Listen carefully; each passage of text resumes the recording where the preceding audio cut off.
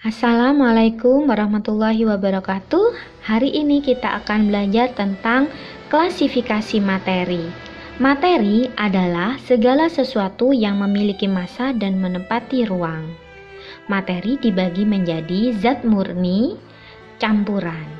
Zat murni dibagi lagi menjadi unsur dan senyawa.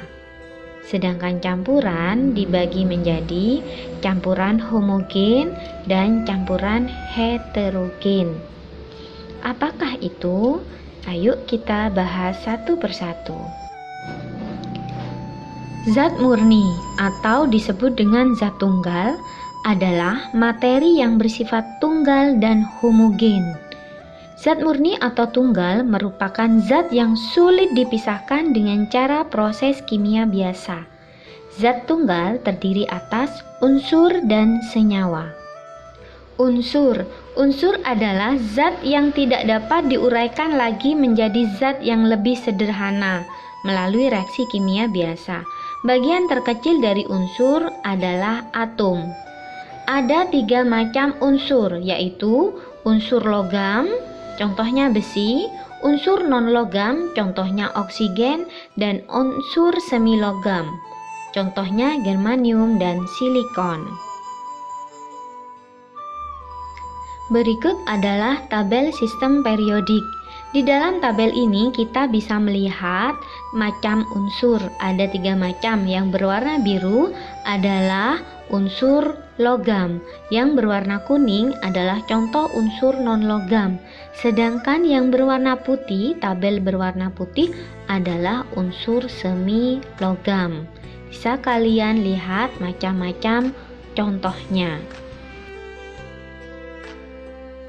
Nah, kita bisa membedakan unsur logam dengan unsur non-logam. Unsur logam memiliki ciri-ciri berwujud padat kecuali raksa, bersifat kuat dan dapat ditempa atau dibentuk, serta dapat menghantarkan listrik atau bisa disebut dengan konduktor. Sedangkan unsur non-logam itu dapat berwujud padat, cair, dan gas, bersifat rapuh dan tidak dapat dibentuk, dan juga dia merupakan penghantar panas yang buruk yang disebut dengan isolator, kecuali grafit ya. Selanjutnya kita akan bahas tentang senyawa. Senyawa adalah gabungan 2 unsur atau lebih melalui reaksi kimia. Senyawa juga dapat disebut dengan zat tunggal karena senyawa sangat sulit dipisahkan satu sama lain. Contoh senyawa sederhana dalam kehidupan sehari-hari, contohnya adalah air dengan rumus kimia H2O. Berikut adalah contoh molekul H2O. Jadi dari molekul unsur oksigen berikatan dengan unsur hidrogen membentuk molekul H2O. Berikut adalah contoh molekulnya. Dan kita akan bahas tentang campuran. Campuran adalah suatu zat yang terbuat dari gabungan 2 atau lebih zat yang berbeda tanpa melalui reaksi kimia biasa. Campuran dapat dipisahkan dengan mudah. Campuran tidak memerlukan takaran khusus, berbeda dengan senyawa.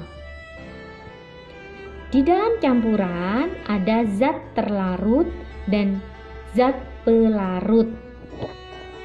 Nah, berdasarkan tersebut, campuran dapat dibedakan menjadi campuran homogen dan campuran heterogen. Dan berdasarkan ukuran partikelnya, campuran heterogen dibagi menjadi suspensi dan koloid. Campuran homogen. Apa itu campuran homogen? Campuran homogen adalah campuran yang tidak dapat dibedakan antara zat terlarut dan pelarut. Coba perhatikan teh tersebut. Bisakah kalian membedakan zat terlarut dan pelarutnya? Campuran heterogen koloid adalah campuran yang sangat halus, tapi kita masih dapat membedakan antara zat terlarut dan zat pelarutnya. Contohnya adalah air susu. Campuran heterogen suspensi, yaitu campuran yang dapat dengan mudah kita lihat antara zat terlarut dan zat pelarutnya. Misalkan campuran air dan pasir berikut ini. Dari pembahasan materi, maka dapat kita simpulkan perbedaan antara unsur, senyawa, dan campuran. Unsur merupakan zat tunggal yang tidak dapat diuraikan lagi, terdiri atas satu jenis atom. Sedangkan senyawa, dia merupakan zat tunggal namun masih bisa diuraikan, tersusun atas dua jenis atom.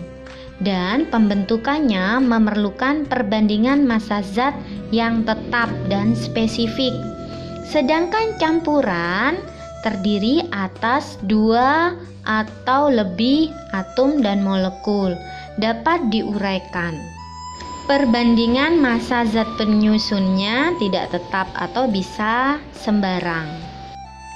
Demikianlah pembahasan tentang klasifikasi materi.